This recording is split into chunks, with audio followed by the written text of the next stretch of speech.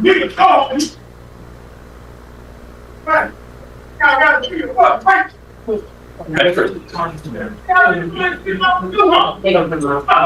was sitting here, I had an aggravated robbery job. I shot a 9mm 2 times, one doorway. Cameras, defendant, self-driving. They shot that 45. Go back with the bailiff. You can go with the bailiff. Talk, man. I'm sorry about that. All right, I'm going to find that Mr. Bonton, and this is cause numbers 26 DCCR 0277, 278, 279, 280, 281, 282, 283, 284, 184, and 0490.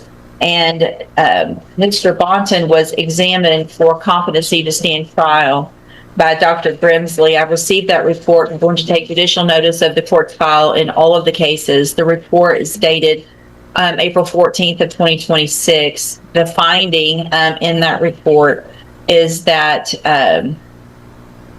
Mr. Bonton is currently not competent to stand trial, and that inpatient treatment for competency restoration would be warranted. Is there any other evidence with regard to competency? Not from the state, Your Honor. At this time, then, I am going to find that Mr. Bonton is not competent to stand trial. Hang on, let me say what I need to first, and then I'll let you. Illuminati, man. I got a government microphone chip in my left knee, my right hand. I've been to the hospital. I understand the courts, man. George Bush know me.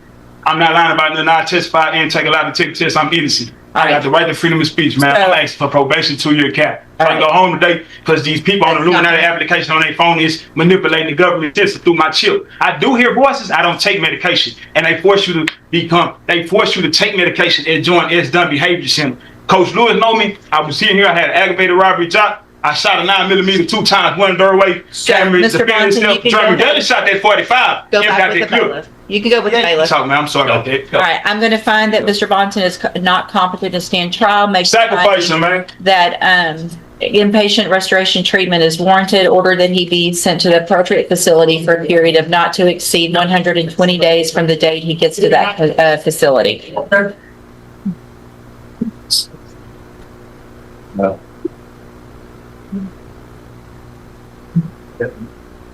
Well, Hey, lots. The lot. y'all should have went back. All right, let's see.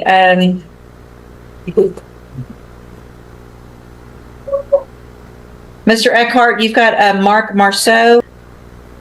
3 cases. Okay. Good morning. Morning, Judge. Get on, man. Get on, man. I think that needs to become a full case. I'm gonna do it the right way. Very hard.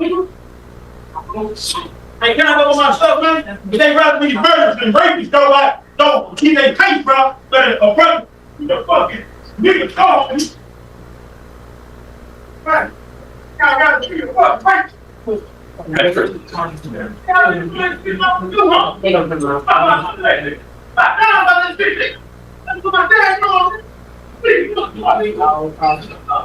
Good morning. Are you Mark Marceau?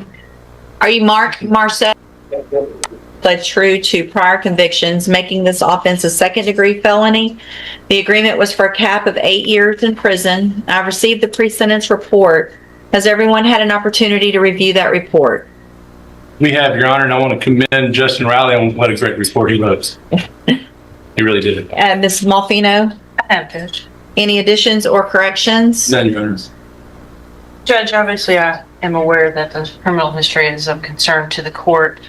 As you know from the indictment, the underlying offense itself is a state jail felony, and the offer was made just predicated on the nature of that offense with these priors. I'll defer to whatever you think is appropriate if in fact you think 8 is enough. No, I'm intended. So I want to make sure, what's the status with parole? You're on parole, correct? Yes. Have you had a hearing out at the jail? Have they come to the jail for a hearing? Have you talked to anyone with parole about this case? Have somebody called over there. I don't know who it was.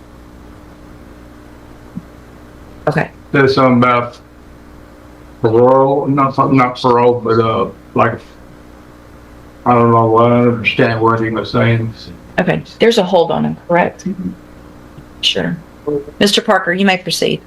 I've had this same issue trying to figure some of this stuff out, Judge. I've talked to him, and the facts of this case, I mean, to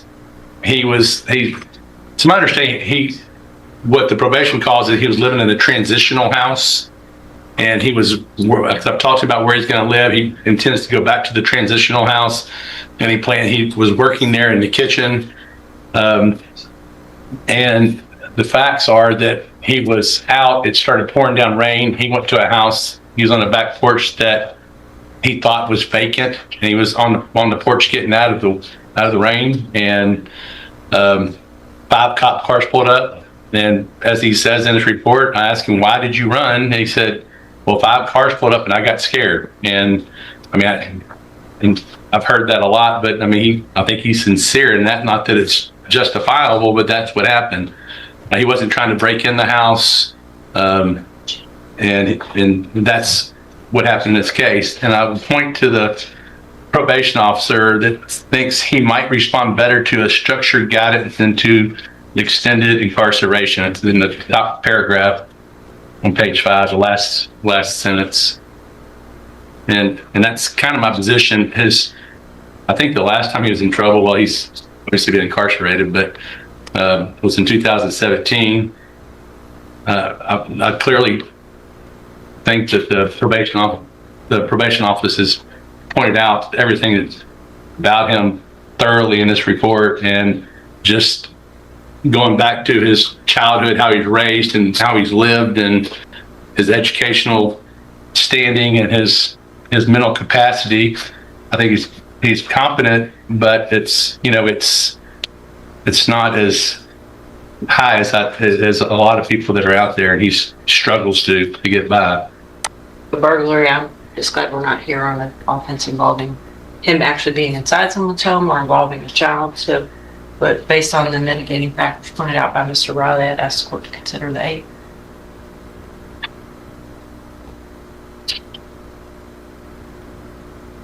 So, Mr. Cogdill, I appreciate your attorney's argument. I understand. I can see that there's some issues cognitively. However, there's no doubt that you understand what's going on, right? Yes. Yeah. So you've been sent to prison 6 times, and you're currently on parole for 3 burglary of habitations, delivery of a controlled substance, evading arrest or detention with a vehicle, and then and it makes no sense to me that you were on parole and had opportunities through parole to get any help that you needed, and you didn't take advantage of that and were out doing whatever you were that you shouldn't have been doing, and then ran. So at this time, I'm going to find that you entered your pleas of guilty freely and voluntarily. Find sufficient evidence to find you guilty, and at this time find you guilty of evading arrest or detention with previous convictions.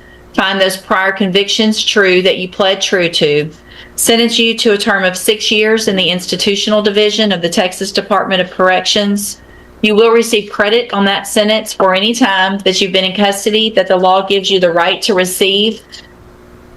I'm going to hand you the trial court certification that shows this was an agreement that I followed, and so you've waived your right to appeal. One defendant was ruled mentally incompetent after claiming the government had implanted a chip in his body. The other stood before Judge West with 6 prior prison sentences already on his record. By the end of the hearing, one man was sent for treatment, and the other was sent back to prison for 6 more years.